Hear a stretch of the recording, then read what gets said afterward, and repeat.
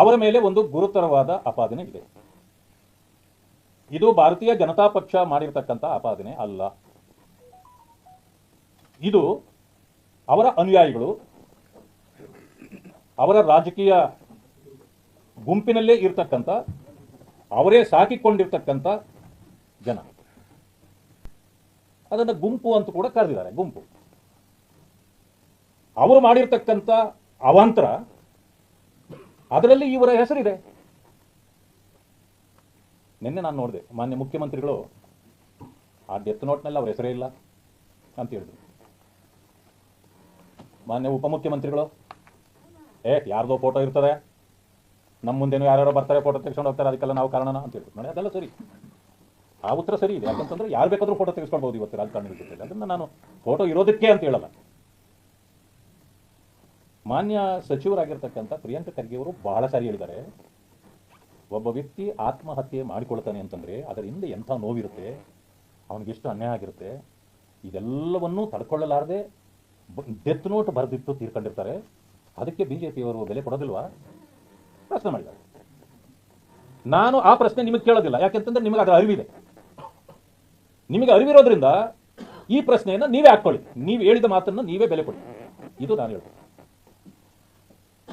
ನಿಮ್ಮ ಹೆಸರು ಇಲ್ಲ ಅಂತಂದ್ರಲ್ಲ, ನಾನು ನೆನ್ನೆನೂ ಹೇಳಿದ್ದೇನೆ, ನಿಮಗೆ ಕುರುಡು ಅಂತ ಕಾಣುತ್ತೆ. ಮಾನ್ಯ ಮುಖ್ಯಮಂತ್ರಿಗಳಿಗೆ, ಮಾನ್ಯ ಗೃಹ ಸಚಿವರಿಗೆ ಕುರುಡು ಇರಬಹುದು, ಪ್ರಿಯಾಂಕಾ ಅವ್ರಿಗಂತೂ ಕುರುಡಿದೆ. ಆದರೆ ಇಲ್ಲಿ ಹೇಳ್ತೇನೆ ನೋಡಿ, ಇಲ್ಲೇ ಇದೆ, ನಾನು ಹೈಲೈಟ್ ಮಾಡಿದ್ದೇನೆ, ಪ್ರಿಯಾಂಕಾ ಖರ್ಗೆ ಹೆಸರಿದೆ. ಆಮೇಲೆ ಸಚಿನ್ ಹೇಳ್ತಾರೆ, ಸುಮಾರು 5-6 ಬಾರಿ ಬೆಂಗಳೂರಿಗೆ ಹೋಗಿ ಮಾನ್ಯ ಮಂತ್ರಿಗಳ ಜೊತೆಗೆ ಭೇಟಿಯಾಗಿರುತ್ತೇವೆ. ಆದರೂ ಮಾನ್ಯ ಮಂತ್ರಿಗಳು ಅಂದಿನ ಸಿಇ ಇಜಾಜ್ ಹುಸೇನ್ ಅವರಿಗೆ ಮೊಬೈಲ್ ಕಾಲ್ ಮೂಲಕ ಟೆಂಡರ್ ಮಾಡಿಕೊಡು ಎಂದು ಹೇಳಿರುತ್ತಾರೆ. ಗಟ್ಟಿಯಾಗಿ ಹೇಳ್ಬೇಕಾ? ನಿಮಗೆ ಕೇಳಿಸೋ ಹಾಗೆ ಮಾನ್ಯ ಪ್ರಿಯಾಂಕಾ ಖರ್ಗೆ ಅವರೇ, ಇಷ್ಟೇ ಸಾಕ? ಆಮೇಲೆ ಈ ಟೆಂಡರ್ 5% ದುಡ್ಡು ಎಂದು ಸುಮಾರು 60 ಲಕ್ಷ ಬೇಡಿಕೆಯನ್ನು ರಾಜು ಕಪನೂರ್ ಇಟ್ಟಿರುತ್ತಾರೆ. ಇಲ್ಲೇ ಇದೆ ನಿಮ್ಮ ಶಿಷ್ಯ.